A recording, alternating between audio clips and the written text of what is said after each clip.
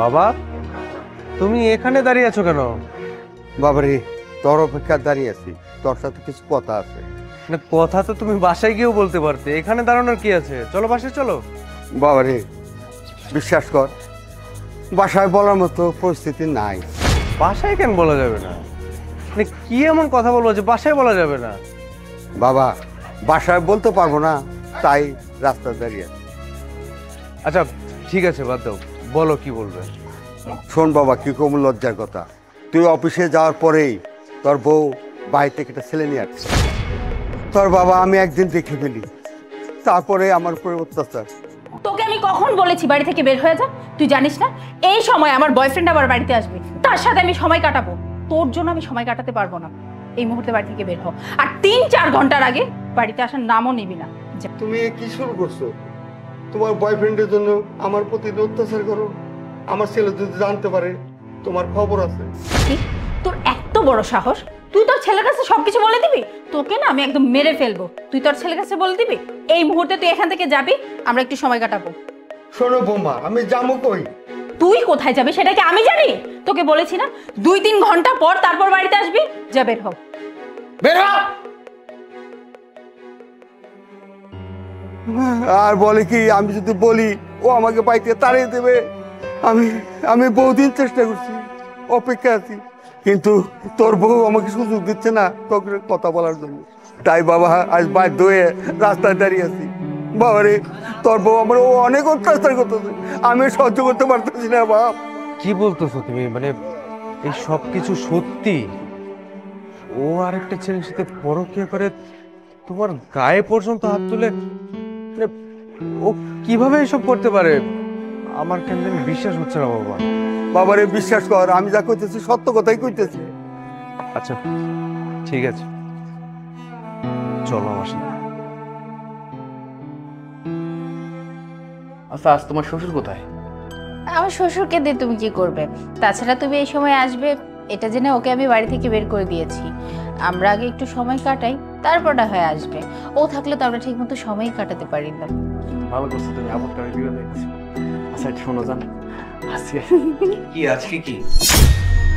আজকে কি কি হচ্ছে এখানে এসব? হ্যাঁ, তার মানে আমি অফিসে চলে যাবার পর প্রত্যেকটা দিন এইসব চলে? হ্যাঁ বাবা, তুই অফিস যাওয়ার পরে প্রতিদিন এই ছেলেটা আসে, এই ছেলেটাই। আর শোন বাবা, শুধু এই ছেলের জন্য আমার গায়ে হাত তুলছে বৌমা। ছোট লোকের বাচ্চা, তুই এই ছেলের জন্য আমার জন্মদাতা পিতার গায়ে হাত তুলিস? হ্যাঁ, এই ওকে না আমি ভালোবেসে বিয়ে করেছিলাম, তোর কি একটাবার বিবেকে বাঁধলো না আমার বাবার গায়ে হাত তুলতে? উনি তো একটা বুড়ো মানুষ, পারতি ওনার জায়গায় যদি তোর নিজের বাবা হতো তার গায়ে হাত তুলতে পারতি? দিন দিন না একটা অমানুষ তৈরি হচ্ছিস। তোর কতটা অধপতন হচ্ছে যে পরকীয়া বয়ফ্রেন্ডের জন্য নিজের শ্বশুরের গায়ে হাত তুলছিস। এই জানোয়ারটার জন্য এত নিচে নামতে তোর বিবেক একটাবার বাধা দিল না? দেখো, তোমার কোথাও ভুল হচ্ছে। তুমি এসব কি বলছো? আমি তো তোমাকে ভালোবাসি, আর আমি তো তোমার ওয়াইফ। তুই আর একটা কথাও বলবি না, আমি তোর কোনো কথাই শুনতে চাই না। আমার না জাস্ট নিজের উপর ঘৃণা হইতেছে যে আমি তোর মতো একটা মানুষকে ভালোবেসে বিয়ে করছিলাম। ছি, আমার বাবা আমাকে অনেক বুঝিয়েছিল, কিন্তু আমি তার কোনো কথাই শুনিনি। আমি তোর রূপ যৌবন দেখে তোর পাগল হয়ে আমি তোকে বিয়ে করেছিলাম। আসলে ভাই আপনি ভুল বোঝেন না, বুঝছেন? একটা ভুল বোঝাবুঝি হচ্ছে। আসলে ও আমার ফ্রেন্ড, তাছাড়া আর কিছুই নেই, এই জন্য ওর কাছে একটু আমি আসছি। আপনি বিশ্বাস করতে পারেন আমার কথা। এই, যেখানে আমি নিজের ঘরের বউকেই বিশ্বাস করতে পারলাম না, সেখানে তুই কে রে? হ্যাঁ, তোকে বিশ্বাস করবো কেন আমি? তোর কি বিবেকে একটাবার বাধা দিল না এসব করার আগে? এই, তোর যে ঘরের ভিতরে বউ আছে, বাচ্চা আছে, আমি সব ডিটেলস নিয়ে ফেলছি। এই, এসব কি বলছে? তুমি বিবাহিত, তোমার বউ বাচ্চা আছে? কই, তুমি তো আমাকে আগে বলোনি। তুমি আমাকে মিথ্যা কেন বলেছো? আসলে মিথ্যে বলেছি এই জন্য, আমি তোমাকে ভালোবাসি। আমার বউ ছেলে মেয়ে আছে, জানলে হয়তো তুমি আমার সাথে এই সম্পর্কটা করতে না, এই জন্য আমি মিথ্যাটা লুকিয়েছি।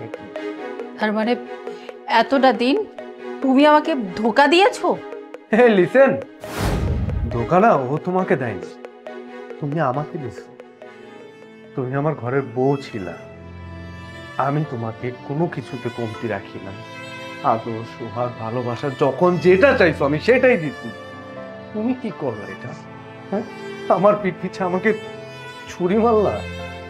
ছি, আমার ভালোবাসার কোনো মূল্যই দিলা না তুমি। তুমি প্লিজ আমার চোখের সামনে থেকে চলে যাও।